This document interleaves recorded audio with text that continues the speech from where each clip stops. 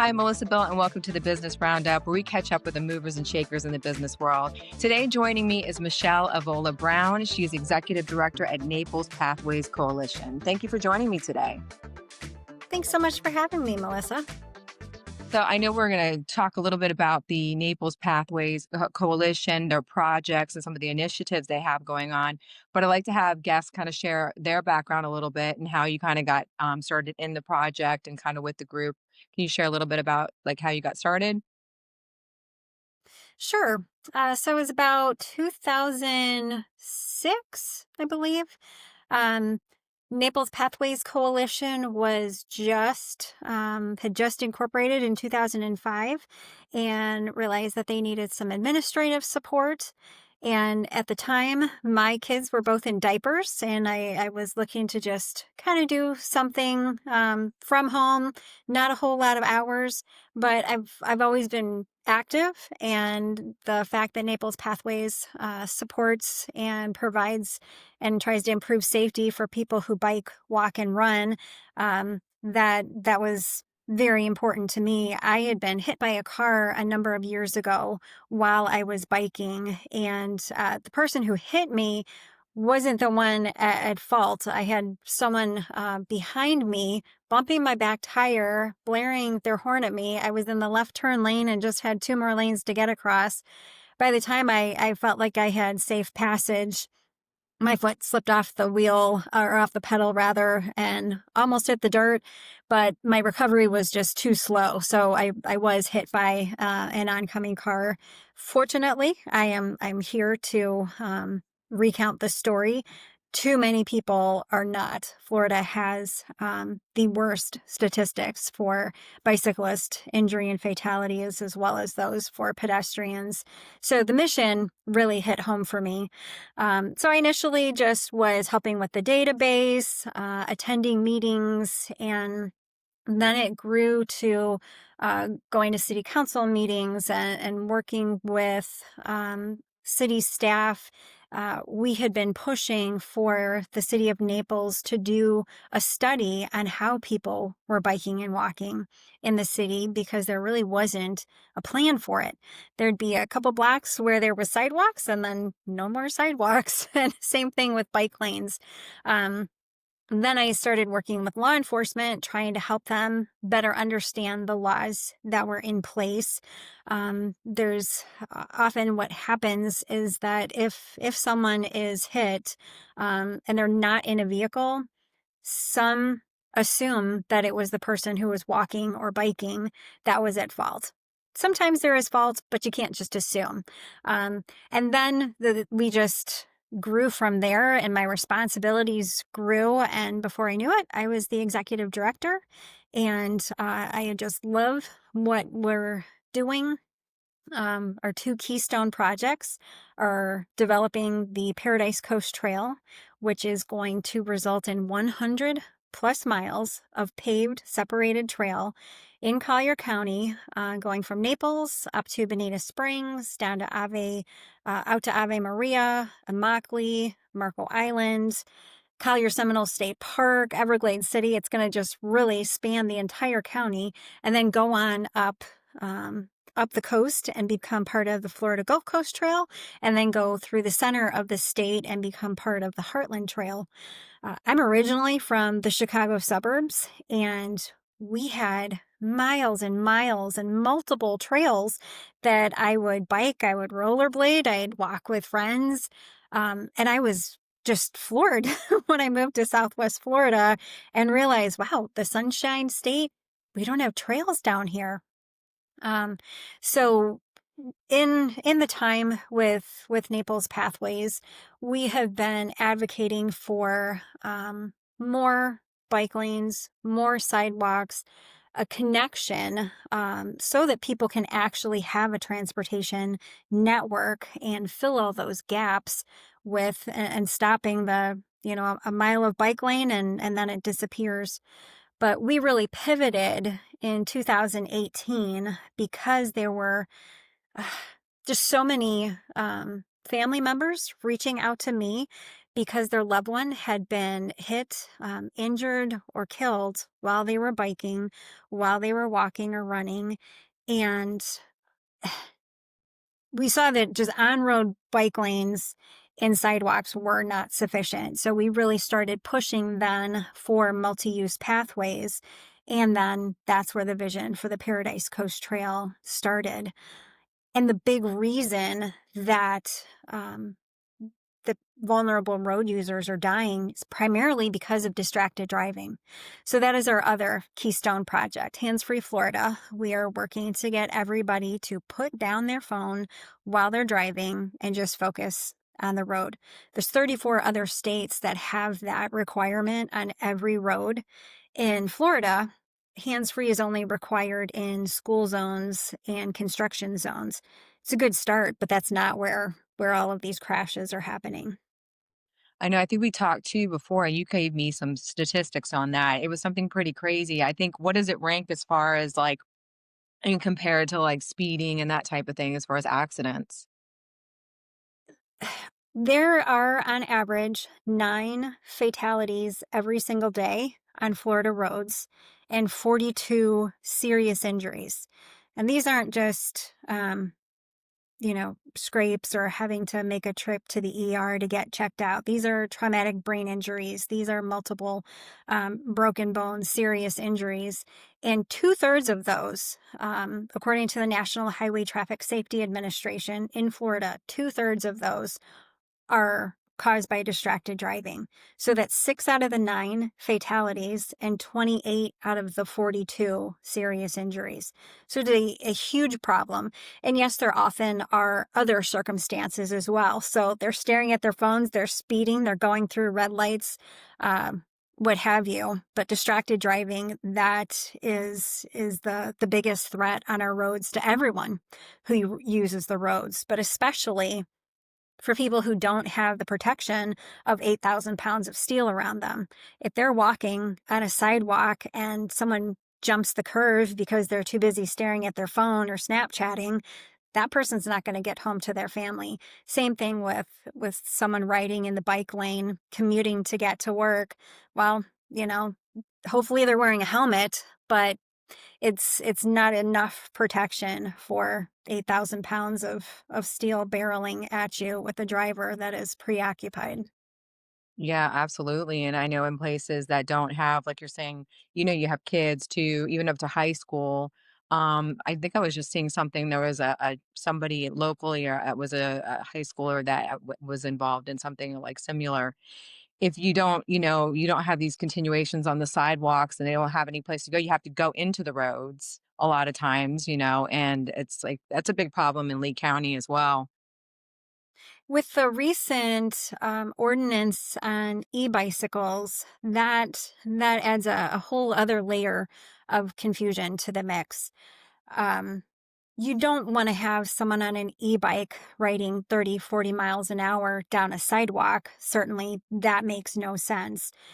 But pushing them out onto the roadways when the majority of these folks riding the e-bikes at that kind of speed, they're commuting long distances to get to and from um, a manual labor heavy workload kind of job where people are just they're exhausted by the end of their day. So having an e-bike, so they're not having to pedal 10, 15, 20 miles to get back to where they live, you can see why they're necessary.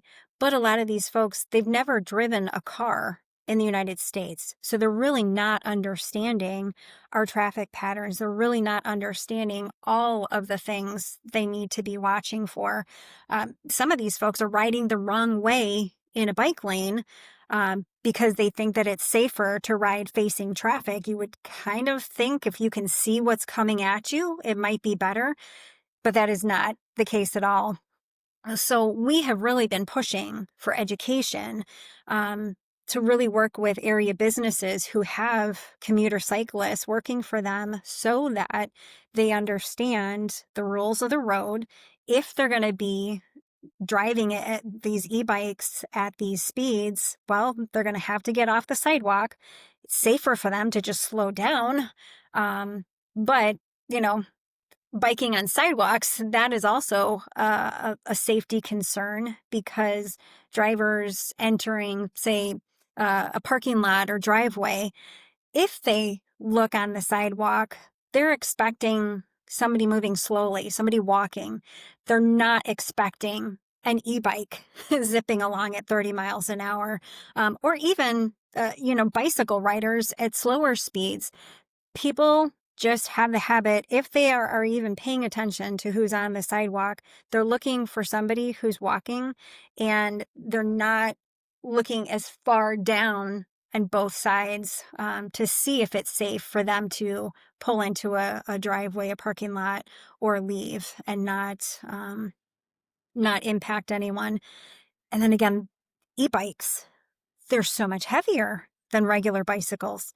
So then if they've been modified and they're going 30, 40 miles an hour, they don't just stop on a dime. They take some time to come to a complete stop. And so a lot of these e-bike riders don't really understand that. So we've had kind of a recipe for disaster as of late because there's been just a huge explosion of e-bike users, and there's kind of an unclassified subset that we refer to as e-motos.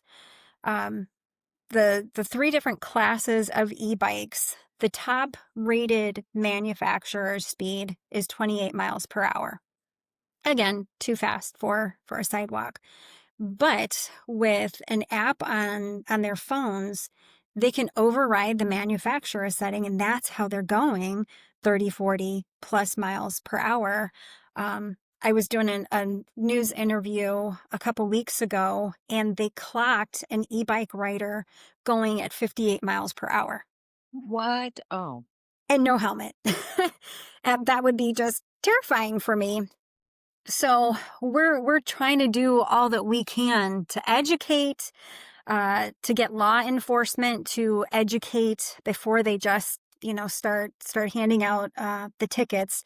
But where we see this other class of these e-motos, I at least feel that these folks should have a driver's license so that there's some education. There needs to be registration so that there's some accountability. Mopeds, for example, they are rated to go 30 miles an hour or higher. They are required to have, the riders have to be licensed, and they do have to have a registration for the vehicle.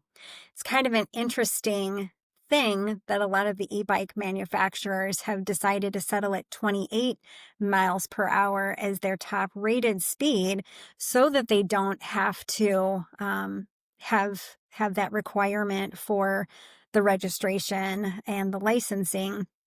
But it's a loophole that's really dangerous. So we are just trying to help everybody understand, well, these people do have to get to work. We don't want them pedaling 20 miles just to get to work and then serve us in restaurants and hotels and dry cleaners and everywhere else, and then have to pedal their bikes 20 miles back home. That's exhausting. That people shouldn't have to do that to make a living wage. But this new classification, or actually this unclassification of e-bikes that are being modified, so they're basically turning into motorcycles without any education, without proper licensing. It's dangerous for them, and it's dangerous for drivers as well. right. It's like uncharted territory that we're kind of like heading in to try to figure out how to navigate. Right, right. The ordinance that Collier County passed has set a speed limit of 15 miles per hour if they're going to be on a sidewalk. But what's interesting, a lot of the e-bikes don't have speedometers, so they don't even know how fast they're going. Plus, if you've driven on our roads, a lot of the drivers are going easily 15 miles per hour over a posted speed limit. there's not enough law enforcement to deal with vehicle drivers who are speeding. We just don't have the law enforcement to really tackle the speeding on the sidewalks as well. So it really needs to be a whole community effort to educate, to get people to understand how they can safely share the roadways that we do have. And if like people wanted more information about Naples Pathway Coalition and just some of the other things that you're involved in, what would be the best way to find it? NaplesPathways.org.